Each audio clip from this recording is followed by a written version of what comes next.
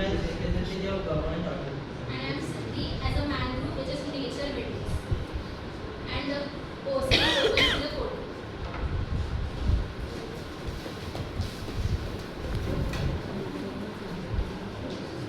एवढं The court is now in session. आज का केस है coastline versus develop. My Lord, मैं भारत की कोस्टलाइन हूँ. कभी मेरी शहरों से शहर बसा. आज मेरी बाउंड्रीज तोड़ दी गई है. इसलिए मैं इंसाफ मांगने आया हूँ. But accused कौन? ये बिल्डर जो सीआईजेड रूल्स को इग्नोर करके इलीगल कंस्ट्रक्शन कर रहा है. डेवलपमेंट प्रोजेक्ट से मेरा प्रॉफिट है. इससे लोकल लोगों को जॉब्स मिल रही है, लेबर, सिक्योरिटी, टूरिज्म, हाउसकीपिंग सब बढ़ रहा है. बट ये डेवलपमेंट के लिए नया प्रॉफिट. सीआरसी ऑफिसर आ गए.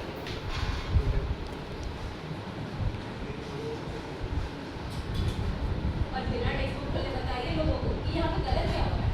ओके, तो इजी वे में बता रहा हूँ. CRZ zone is coastal regulation zone. So जो कोस्ट है इंडिया का वो एक तरीके का नहीं होता. So CRZ converted it into 4 zone which is CRZ 1, 2, 3 and 4. So CRZ 1 applies for the ecological sensitive zone, CRZ 2 applies for the developed coastal areas, CRZ 3 applied for rural and undeveloped areas, and CRZ 4 which acts with LTL and union territories. So we can see here are the mangroves. So my lord mangrove और मैं CRZ 1 में आती हूँ जो है ecological sensitive area. Correct. So they comes into ecological sensitive area जहाँ पर construction allowed नहीं होता. और आप ये भी तो कंस्ट्रक्शन चालू कर रहे हैं. Not under this construction area CRZ two में आता है. वहाँ लिमिटेड डेवलपमेंट अलाउ है. मैं सीआरजेड को अंदर में कोई डेवलपमेंट नहीं है. मुझे लगा एचटीएम का डिमांडेशन क्लियर नहीं था. तो जहाँ पे बाउंड्री एंड क्लियर हो वहाँ डेवलपमेंट तो अच्छा है. My lord, assumption rule का पार्ट नहीं होता.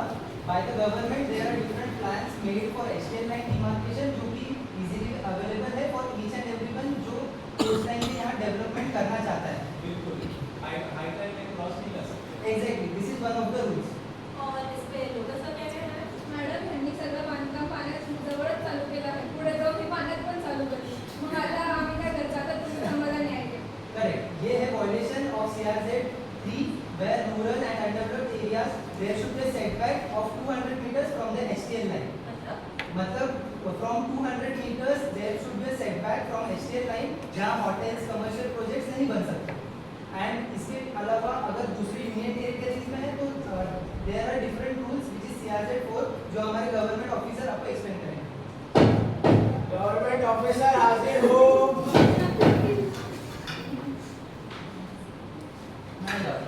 CRZ 4 coastal area border area तो आइलैंड्स के लिए होते हैं जैसे अंडमान निकोबार आइलैंड है लक्षद्वीप. करेक्ट, इन्हें स्पेशल प्रोटेक्शन दिया जाता है मैडम. और इन रूल्स को इम्प्लीमेंट कौन करता है. माय लॉर्ड, ये rules ministry of environment forest and climate change के द्वारा अप्रूव किए जाते हैं. इसमें 3 लेवल्स होते हैं. सबसे हायर लेवल होती है national coastal zone management authority जो नेशनल कोस्टल एरियाज के लिए मेजर प्रोजेक्ट्स को अप्रूवल देती है. उसके बाद आती है state coastal zone management authority. State level और यूनियन लेवल पर होने वाले लोकल कोस्टल एरियाज के प्रोजेक्ट को इवैल्यूएट करती है. उसके रिलेटेड जो भी अप्रूवल्स है वो हायर अथॉरिटी से अप्रूव करवाती है.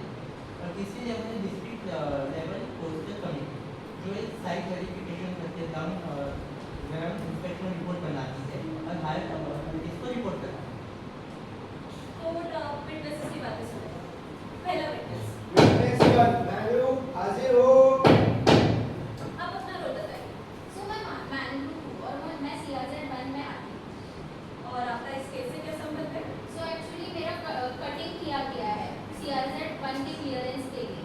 ये विदाउट परमिशन कैसे पॉसिबल है बताओ मुझे प्लीज आप. आप ये भी बताइए आप कोस्ट के लिए क्या क्या करते हैं. सो मैं साइक्लोन को रोकता हूँ.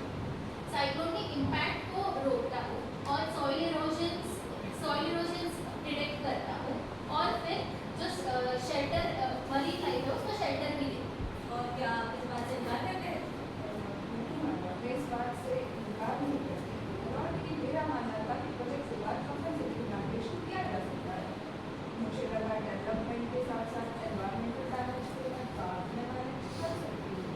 अलाउड, मैंग्रोव्स को कभी कंपनसेट नहीं किया जा सकता। अगला विटनेस को बुलाया जाए। विटनेस टू फिशर वुमन हाजिर हो। आप अपनी प्रॉब्लम बताइए। मैंग्रोव्स कट गए मैडम, और मैंग्रोव्स कट गए तो मछली भी कम हो गई है, तो अभी हम लोग को कंस्ट्रक्शन की वजह से बीच एक्सेस भी नहीं मिल रहा। आप बिना डरे बताएं आपका लाइफ कैसे अफेक्ट हुआ? रोजगार चला गया मैडम, बच्चों के भविष्य पर भी असर पड़ रहा है, और खर्चा भी नहीं निकल रहा। अब आगे हमें बिल्डर जी, आपको लोकल लाइवलीहुड का अंदाजा था? हाँ मैडम, मैं मानती हूँ कि कंस्ट्रक्शन के दौरान कुछ डिस्टर्बेंस हुआ, लेकिन प्रोजेक्ट में लोकल एम्प्लॉयमेंट बेस करने का प्लान था। फिशिंग के अलावा और भी अल्टरनेटिव लाइवलीहुड ऑप्शंस क्रिएट करने का सोचा गया था। क्या आपने सीआरजेड की क्लियरेंस ली? करवाई थी गवर्नमेंट से। आप इस बारे में पोस्टमैन से बात कीजिए। किस सैंक्शन की बात हो रही है? जिस जगह पर कंस्ट्रक्शन हुआ वहां में ऑलरेडी डैमेज है। अगर सब कुछ सैंक्शन था तो मुझे पहले क्यों बताया नहीं है? लॉज कभी किसी के लिए फ्लेक्सिबल नहीं होता। इसमें गवर्नमेंट ऑफिशियल एंड बिल्डर दोनों की गलती है। अब कोर्ट अपना फैसला सुनाएगा।